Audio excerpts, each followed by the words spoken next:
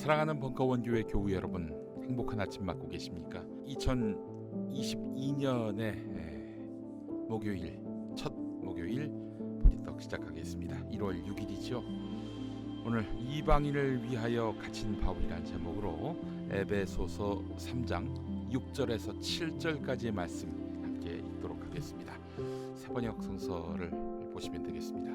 그 비밀의 내용인즉 이방 사람들이 복음을 통하여 그리스도 예수 안에서 유대 사람들과 공동 상속자가 되고 함께 한 몸이 되고 약속을 함께 가지는 자가 되는 것입니다. 나는 이 복음을 섬기는 일꾼이 되었습니다. 내가 이렇게 된 것은 하나님께서 그분의 능력이 작용하는 대로 나에게 주신 그분의 은혜의 선물을 따른 것입니다.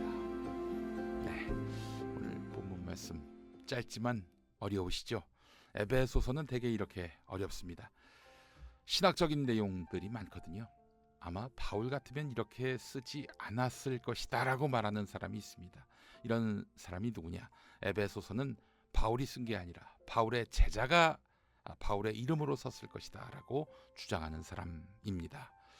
물론 바울이 썼다는 주장도 있습니다. 바울은 현재 감옥에 있고 이방인과 유대인이 함께 만든 교회에 염려를 담아서 편지를 보낸 것이다. 이런 견해인 거죠. 무엇이 어떠하든지 간에 하여간 에베소서는 바울의 정신에 맞닿아 있습니다. 바울이 썼든 그의 제자가 썼든 바울의 정신이 맞닿아 있습니다. 유대인과 이방인은 서로 잘난 척하지 말고 또 열등감 갖지 말고 함께 뜻 모아서 교회를 잘 가꾸라. 이런 취지의 말씀으로 요약하면 아마 에베소서가 잘 설명될 것입니다. 자, 오늘 말씀과 삶을 보도록 하겠습니다. 오늘 말씀과 삶. 에베소는 오늘날 터키 서부 해안에 위치한 항구 도시입니다. 지리적 특성상 무역, 상업, 행정의 요충지였습니다. 로마 제국 안에서 로마와 알렉산드리아에 이어서 세 번째로 큰 도시였던 에베소. 여기가 이제 항구 도시다 보니까 이민족 저국가 사람들이 다양하게 모입니다. 이런 곳에 종교가 성행하기 마련이지요. 아르테미스 여신. 아르테미스는 제우스의 딸이고요. 아폴론의 쌍둥이 누이인 여성입니다. 이 아르테미스 여신의 여신상이 있는 곳이 바로 에베소입니다. 영혼이 매우 혼탁한 곳이다. 이렇게 바울은 생각을 했을 것입니다. 이런 곳에서 유대교의 뿌리를 둔 기독교를 전파한다는 것은 결코 쉬운 일이 아니었습니다. 게다가 기독교는 거듭나기를 요구합니다. 거듭나야만 비로소 교인이 된 것이다 라고 인정하지요. 기독교 문화로 거듭난다는 것은 어떤 것일까? 당시만 해도 기독교는 유대교의 한 종파로 이해됐습니다. 아니 유대교와 기독교의 어떤 구분이 없었어요. 그때만 해도. 그래서 할례를 받아야 한다. 율법을 지켜야 한다. 이런 것들을 이방인한테 요구했습니다. 이방인, 자꾸 이방인이라고 해서 그렇습니다만은 비유대인이라고 하겠습니다. 그러니까 유대인을 우월하게 보고 비유대인을 깔보는 기독교. 이방인이 쉽게 마음의 문을 열 수 없었겠죠. 비유대인이 말입니다. 바울은 예수 그리스도 안에서 유대인과 비유대인이 하나로 연합해야 한다라고 말합니다. 앞서 바울이 이 감옥에 있다고 말씀드렸습니다. 바울은 그냥 갇힌 게 아니었겠죠. 아니 멀쩡한 사람을 왜 가둬요? 결국 로마 제국의 미움을 사서 어떤 식으로든 법을 어긴 사람이 돼서 아마 감옥에 있는 것일 겁니다. 근데 바울은 예수 그리스도 때문에 감옥에 있다고 말합니다. 그렇다고 예수님을 원망하는 것이냐? 그렇지 않습니다. 예수 그리스도로 인해서 받는 고난, 이 고난을 매우 자랑스럽게 여기고 있는 거예요. 기꺼워하는 겁니다. 예수 그리스도로 인해서 받는 고난은 고난도 아니라는 겁니다.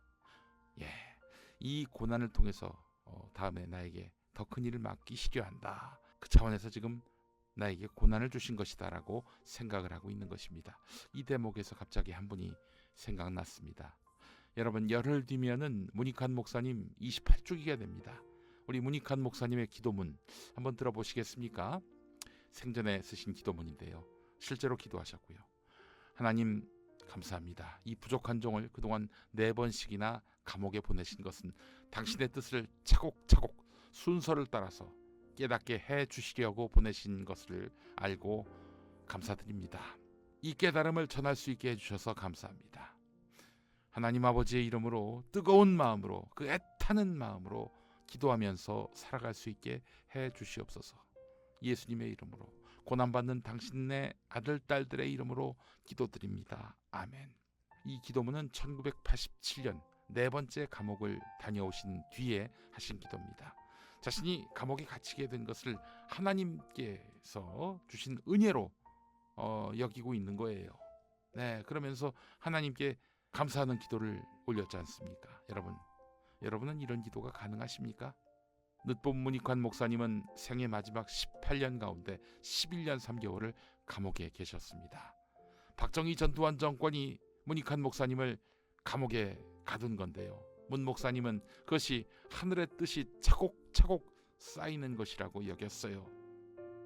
우리에게 닥친 고난, 특히 예수 그리스도를 믿느라 또 정의를 위해 일하느라 받는 고난은 하나님의 선물로 여길 줄 알아야 합니다. 바울이 그랬고 문익환 목사님이 그러셨습니다. 바울은 유대인 우월주의를 혁파하고 유대인과 이방인의 벽을 허물었습니다. 우리 문익환 목사님은 반공주의를 혁파하시고 남과 북의 벽을 허무셨어요. 세상이야 망가지든 말든 우리 신앙의 혈통만 지키면 된다? 유지하면 된다? 바울도 문 목사님도 수긍하지 않으셨어요. 바울은 자신의 이 마음을 에베소 지역의 교인들이 이해해 주길 바랐습니다.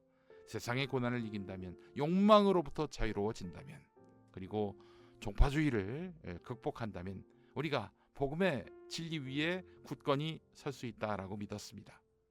바울의 이런 노력이 없었다면 과연 유대인들로부터 배척과 혐오의 대상이었던 비유대인들이 과연 그리스도인이 될 수 있었을까요?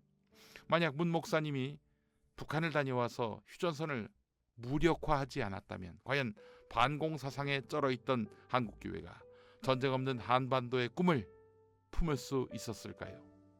우리 모두 새해에는 고난의 포로가 되지 말고 고정관념의 노예가 되지 말고 꿈과 이상을 품으며 세상에 빛이 되고 소금이 되는 삶을 사는 그리스도인이 됩시다. 함께 기도하시겠습니다. 은혜의 하나님, 지금 저희는 누구를 위해 무엇을 위해 살아가고 있습니까? 먼저 체험한 하나님의 은혜를, 먼저 깨달은 진리의 말씀을 전하고 나누며 섬기는 일을 기쁨으로 여기고 자원하는 종이 되도록 인도하여 주옵소서. 우리 주 예수 그리스도의 이름으로 기도합니다. 아멘.